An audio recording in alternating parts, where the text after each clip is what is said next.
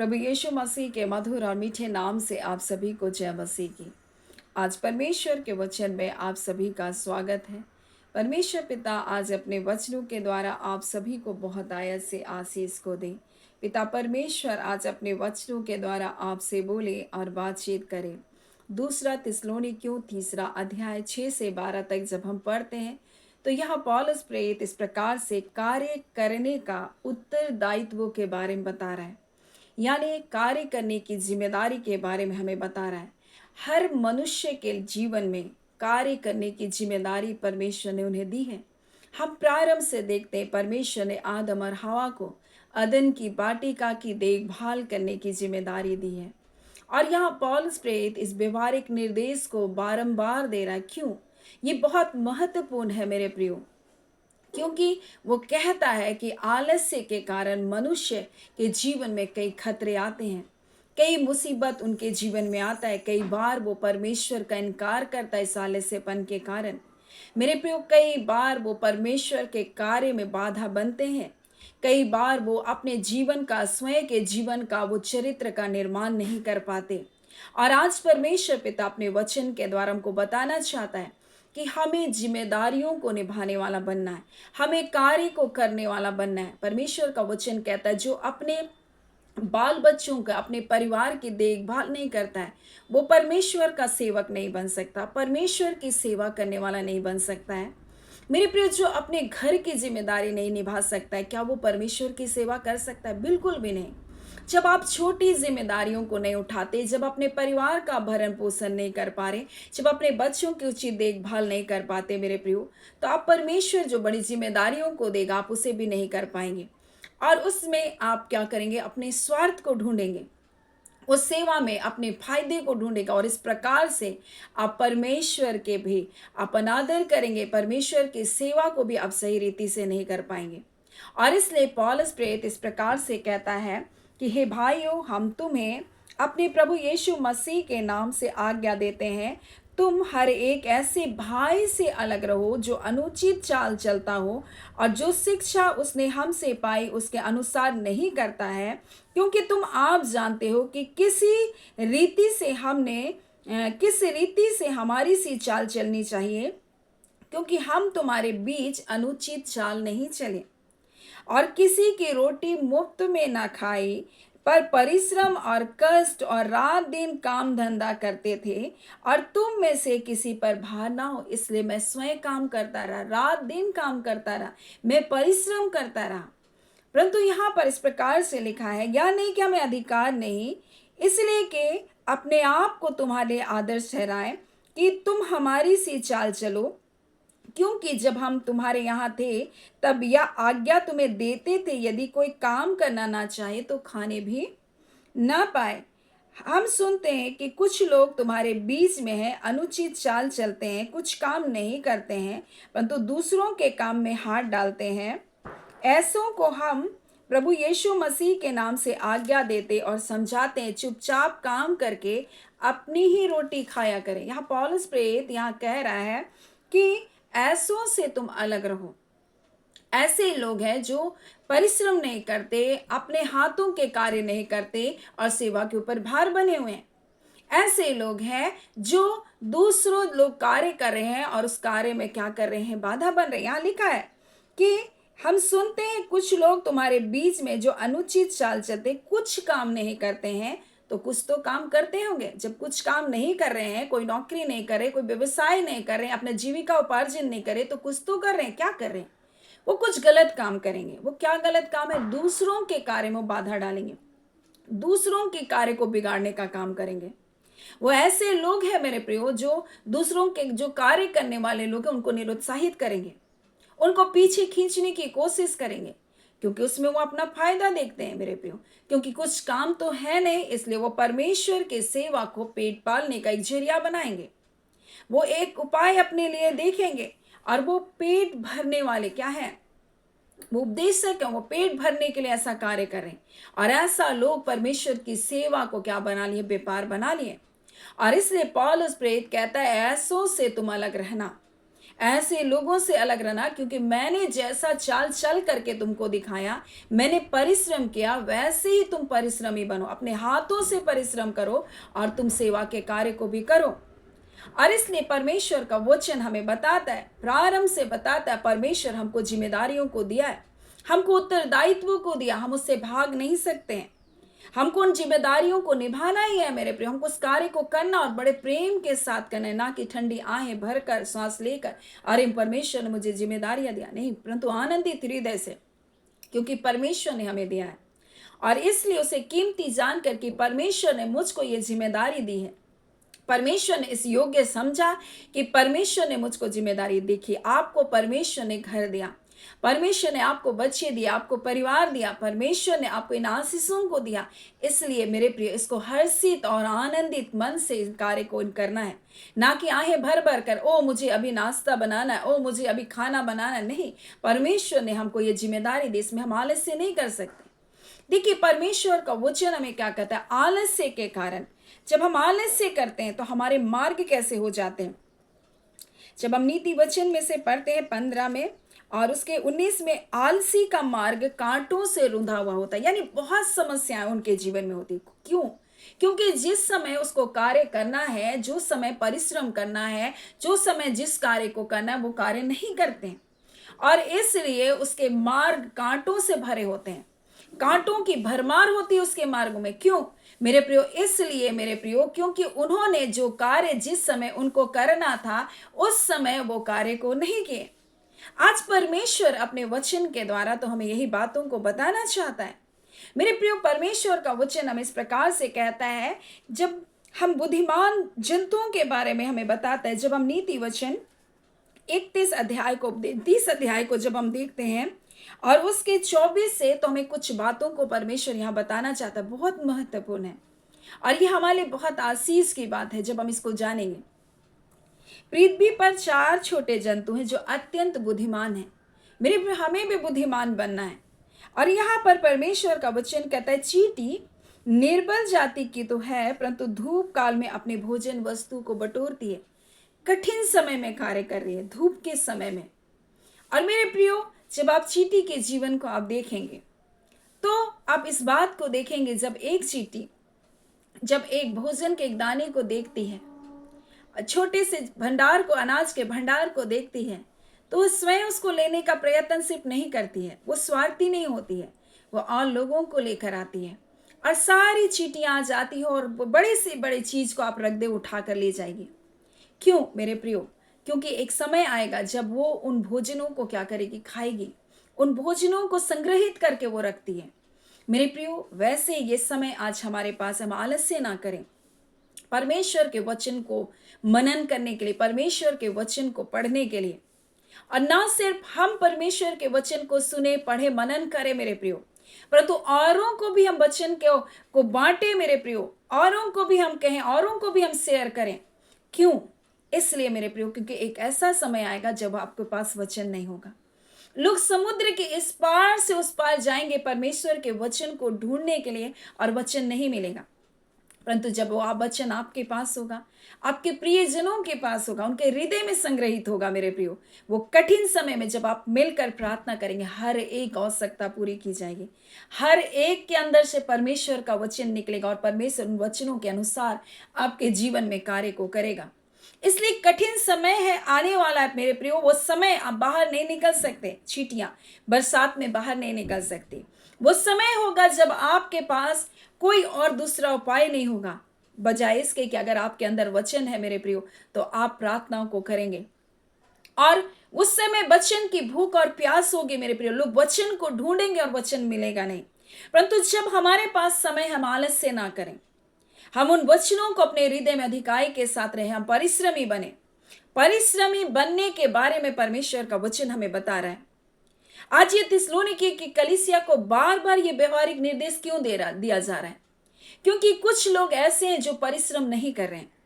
तो परिश्रम नहीं कर रहे हैं, इसका अर्थ है वो बुराई कर रहे हैं, वो चुगली कर रहे हैं, दूसरों के काम में बाधा डाल रहे हैं, वो परमेश्वर के धन को अपने पास इकट्ठा करना चाहते हैं, क्योंकि प्रलोभन है, आवश्यकताएं हैं उनके पास, तो वो जरूर उसको अपनी आवश्यकता को पूरा करने के लिए कुछ गलत फायदा उठा ले।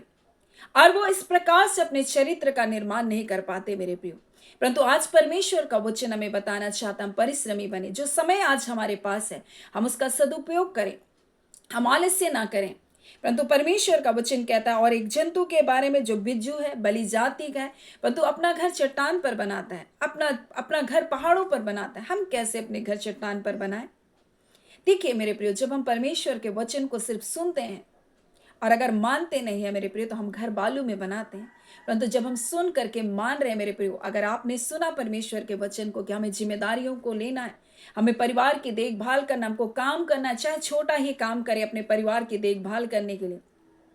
हो सकता है बहुत वर्षों से आपने काम नहीं किया होगा, आप बाहर नहीं निकले होंगे, आपको डर लगता होगा, लेकिन प्रार्थना करें और परमेश्वर से सहायता मांगे। जब आप वचन को सुन करके आप पालन करेंगे, परमेश्वर आपके लिए रास्ते को खोलेगा। तो आप अपने घर को चट्टान पर बना रहे। परमेश्वर के वचन को सुनना और मानना मेरे प्रियो, अपना घर चट्टान पर बनाना है। आज बहुत सारे लोग सुनते हैं परंतु मानते नहीं।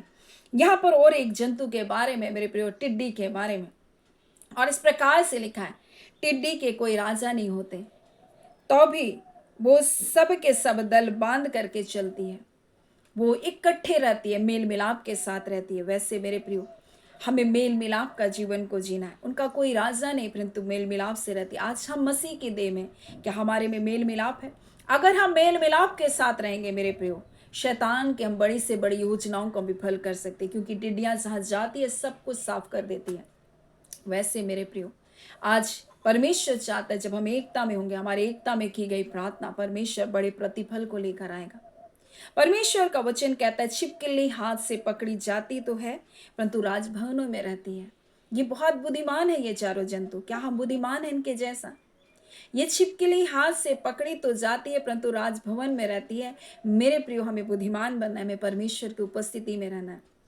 क्योंकि परमेश्वर का वचन कहता है, जो परम प्रधान के छाए हुए स्थान में बैठा रहेगा, वो सर्वशक्तिमान की छाया में ठिकाना पाएगा। आप छिपकली के को देखिए अपने घर में, आपके घर के हर एक सुख सुख का वो आनंद लेती है। आप जितना आनंद लेते हैं उससे बढ़ करके वो लेती है। आप पंखा चलाते हैं, आप बाहर चले जाते हैं, उन पंखों में वो रहती है। आप एसी चलाते हैं, उस एसी की ठंडक में रहती है। बहुत ठंड लगती है, वो तस्वीरों के पीछे छुप जाती है। मेरे प्रियो, उसको भोजन के लिए बाहर जाना नहीं पड़ता, उसके घर में भोजन आ जाता है। मेरे प्रियो, उसके जीवन को आप देखिए। आप छिपकली को देखकर आप बहुत कुछ सीख सकते हैं कि परमेश्वर के भवन में रहना क्या बड़ी बात है। जब आप परमेश्वर की उपस्थिति में, परमेश्वर की निकटता में, परमेश्वर के वचनों को मनन करेंगे मेरे प्रियो, जब आप उसके अनुसार चलेंगे मेरे प्रियो, जब आप मेल मिलाप के साथ रहेंगे मेरे प्रियो, जब आप परिश्रमी बनेंगे मेरे प्रियो, आपके परिवार में अद्भुत आशीषें आएगी। आपका परिवार बढ़ोतरी को पाएगा। परमेश्वर की उपस्थिति में रहे मेरे प्रियो, प्रार्थना में जीवन को जिए, वचनों को पढ़े, वचनों को मनन करें, उसके अनुसार चले मेरे प्रियो, मेल मिलाप के साथ रहें। परमेश्वर आपके परिवार में अद्भुत कार्य को करने जा रहे हैं। आज पौलुस प्रेरित थिस्सलुनीकियों की कलीसिया को किसी बात को बार बार बता रहा है, क्योंकि जब हम आलस्य करते हैं, कई प्रकार के खतरे को निमंत्रण देते हैं, परंतु परमेश्वर का वचन कहता है, जा आलसी चींटी के पास जा और देख, वो धूप काल में अपने भोजन को बटोरती है। आज हमारे पास समय है मेरे प्रियो, परमेश्वर के वचन को अधिकाई से अपने जीवन में लेने का। आज हमारे पास समय है मेरे प्रियो कि हम प्रभु में परिश्रम को करें, हम अपने परिवारों की भी देखभाल करें, जिम्मेदारियों को निभाएं और परमेश्वर के कार्य को भी करते जाएं। जब हम परमेश्वर के वचन को जितना मनन करेंगे मेरे प्रियो, हमारे जीवन में उतनी भलाई, उतनी आशीष आएगी। परमेश्वर का वचन यहोशू से कहता है, व्यवस्था की ये बातें तेरे चित्त से कभी ना हटने पाए, दिन और रात इस पर ध्यान दिए रहना, और ऐसा करने से ही तो तेरे सब काम सफल होंगे, तू प्रभावशाली होगा। परमेश्वर चाहता है कि हम प्रभावशाली बने, हम सफलता को प्राप्त करें। मेरे प्रिय, हम आलसी ना बने, हम आलस्य से काम ना करें, प्रभु के कार्य को करते जाएं। ये कलीसिया में कुछ ऐसे लोग थे मेरे प्रियो, जो सिर्फ काम नहीं करते थे, केवल खाते थे बैठे बैठे। जैसे तितुस की पत्री में हम देखते हैं, क्रेते के लोग पेटू थे, भयंकर थे। वो सीधा सिर्फ बकवाद करते थे, बकवास करते थे, काम नहीं करते थे, दूसरों के कार्य में बाधा डालते थे, वो पेटू थे। मेरे प्रियो, बहुत सारे लोग पेट की सेवा कर रहे हैं। क्यों मेरे प्रियो? क्योंकि वह आलसी हैं। आज हमें परिश्रमी बनने की आवश्यकता है। परमेश्वर चाहता है कि हम परिश्रमी बने, क्योंकि जो परिश्रम नहीं करेगा वो रोटी भी खाने नहीं पाएगा। आज हमें परिश्रमी बनना है। परमेश्वर पिता इन वचनों के द्वारा आप सभी के जीवन को बहुत आयत से आशीष को दे। आमीन। आई हम प्रार्थना करेंगे। धन्यवाद देते हैं जीवते सच्चे सामर्थ्य पिता परमेश्वर। प्रभु यीशु के नाम से अब हम आपके पास आते हैं। आज का सुंदर दिन, सुंदर समय आपने हमें दिया पिता, आपका धन्यवाद देते हैं। धन्यवाद देते हैं खुदान परमेश्वर। प्रभु यीशु प्रभु, आप स्वयं हमारे आदर्श बने प्रभु जी। हाँ प्यारे प्यारे यीशु, संसार में रहते हैं प्रभु जी। आप दिन और रात परमेश्वर परमेश्वर आपकी उपस्थिति में जाकर रात भर प्रार्थनाओं में व्यतीत कर प्रभु जी, हाँ पिता, आत्मिक जीवन के लिए प्रभु परिश्रम को किया और अपने 30 साल की आयु तक प्रभु अपने परिवार की देखभाल किया, जिम्मेदारियों को निभाया। हाँ प्यारे यीशु प्रभु, आपने हर वो कार्य को संसार में आकर किया। हाँ प्यारे यीशु प्रभु, आपका धन्यवाद देते। और वो 3.5 साल जब अपने आप को सेवा के लिए आपने समर्पित किया, आप उस वक्त भी अपनी जिम्मेदारियों को नहीं भूले, वरन क्रूस पर चढ़े हुए भी प्रभु आपने प्रभु अपनी जिम्मेदारियों को समझा और अपनी माता की जिम्मेदारी को परमेश्वर आपने यूहन्ना को दे दिया प्यारे यीशु। और आपने कहा, हे नारी देख तेरा पुत्र, और उससे कहा ये तेरी माता। हाँ मेरे खुदावन यीशु प्रभु, संसार में आकर आप जानते थे वो आपकी माँ नहीं, फिर भी आपने उसकी जिम्मेदारियों को उठाया, आपने हर जरूरतों को पूरा किया। हाँ प्यारे पिता, आपका धन्यवाद देते हैं। मेरे प्यारे पिता परमेश्वर, आप इस बात से हमें सिखाना चाहते हैं प्रभु जी कि आज इस संसार में प्रभु जो कार्य, जो जिम्मेदारी आपने हमें दिया, हम उसके प्रति आलस्य ना हो। हाँ पिता परमेश्वर, हम चींटी के समान बुद्धिमान बने। हाँ पिता परमेश्वर, हम जो बलि जाति का जंतु, हम उसके समान बुद्धिमान बने, हम टिड्डी के समान बुद्धिमान बने, हम छिपकली के समान बुद्धिमान बने। अब परमेश्वर आपकी उपस्थिति में रहें, आपकी संगति में रहें, वचनों को मनन करें, जितना हम वचन को परमेश्वर अध्ययन कर सकते करें, हम उसके अनुसार चलें, हम मेल मिलाप के साथ रहें और एक बड़ी विजय परमेश्वर अपने लोगों के जीवन में आप देने जा रहे प्रभु। आपका धन्यवाद, धन्यवाद और धन्यवाद। एक एक प्रिय जनों को हम ब्लेस करते हैं प्रभु जी। एक एक के परिवार से हर प्रकार के आलस्यपन के बंधन टूटे, अंधकार की सारी शक्तियों के बंधन तोड़े जाए और हर प्रकार का परमेश्वर लोगों के जीवन को जो शत्रु ने बांध कर रखा, हर प्रकार के गलत विचारों से वो सारे बंधन टूट जाए पिता। और खुदान परमेश्वर, लोग अपनी जिम्मेदारियों को पिता परमेश्वर दूसरों पर डालने वाले नहीं, टालने वाले नहीं, परंतु खुदान स्वयं उन जिम्मेदारियों को उठाने वाले बन जाए। अब परमेश्वर, हम आपका धन्यवाद करते हैं पिता, ये जीवन को देने के लिए पिता, हम आपके शुक्रगुजार है परमेश्वर। अंधकार की कोई शक्ति, कोई भी उसका दुष्प्रभाव आपके बच्चों के ऊपर होने ना पाए। हर एक प्रकार की झूठी आत्माओं के बंधन तोड़े जाए, हर प्रकार की निराशा के बंधन यीशु के नाम से तोड़े जाए। हर प्रकार के आपके लोगों को परमेश्वर आलस्यपन की आत्मा में जो बांध कर रखा है, यीशु के नाम से वो सारे बंधन तोड़े जा रहे प्रभु। आपका धन्यवाद। हर प्रकार की परमेश्वर गंदी बदरूहें जो आपके बच्चों को परमेश्वर गंदगी में बांध करके रखा है, यीशु के नाम से वो सारे बंधन तोड़े जाएं। आपका धन्यवाद पिता। हम एक एक प्रियजनों को ब्लेस करते पिता, जो कार्य नहीं कर सकते हैं परमेश्वर, हाँ पिता, अपने बुजुर्ग अवस्था के कारण वो निराश ना हो पिता, कि उनके लिए है पिता परमेश्वर, क्योंकि आप स्वयं अपने बच्चों को बल शक्ति देते हैं।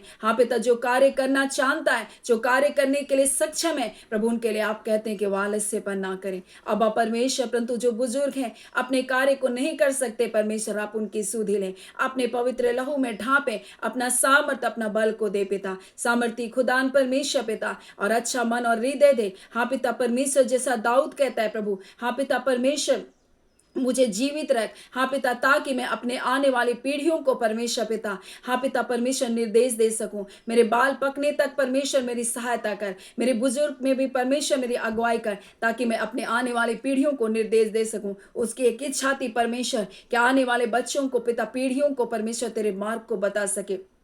अब परमेश्वर, ऐसे ही बुजुर्ग माता पिता अपने आने वाली पीढ़ियों को तेरा डर भय मानना सिखाए पिता। हाँ खुदान परमेश्वर, उनको सही रास्तों में चलने के लिए प्रभु सहायता करे, उनके जीवन के परमेश्वर पिता मार्गदर्शन करने वाले बन सके। अब परमेश्वर, हम एक एक व्यूअर्स को ब्लेस करते हैं प्रभु। ये निश्चय परमेश्वर प्रभु जी, हाँ पिता, स्वयं वचनों को सुनने वाले नहीं, परंतु औरों के साथ भी वचनों को बांटने वाले हो सके, ताकि संकट के समय परमेश्वर हर एक परमेश्वर एक दूसरे के लिए आशीष का कारण बनने पाए। हम आपका धन्यवाद करते हैं आज के दिन के लिए। आपका कल्याण, आपकी कुशलता, आपकी सुरक्षा, आपकी भलाई आपके बच्चों के जीवन में निरंतर बनी रहे। कोई दुख इनके डेरे के निकट आने ना पाए, कोई शत्रु के जाल और फंदे इनके जीवन पर कारगर ना होने पाए। शैतान कई ट्रैप को पिता परमेश्वर आपके बच्चों के जीवन में डालना चाहता है, परंतु हर एक बंधन बंधवाई यीशु नासरी के नाम से टूट जाए। पिता परमेश्वर, हर एक गलत चीज, गलत स्वप्न हम यीशु के नाम से कैंसिल करते हैं प्रभु। आपके बच्चे आशीषित हैं, ब्लेस हैं परमेश्वर पिता। आप अपने बच्चों की ढाल हैं पिता। आप अपने बच्चों के लिए सूर्य भी हैं और अपने बच्चों के लिए ढाल भी हैं प्रभु। आप अपने बच्चों के लिए प्रकाश भी हैं परमेश्वर और सुरक्षा भी है। कोई अंधेरा आपके बच्चों को घेर कर रख नहीं सकता। हम आपका धन्यवाद देते हैं। धन्यवाद के साथ पिता प्रार्थना यीशु के नाम से मांगते हैं। दया सुने अनुग्रह से ग्रहण कर लीजिएगा। आमीन। परमेश्वर पिता आप सभी को बहुत ऐसे आशीष को दें। आमीन।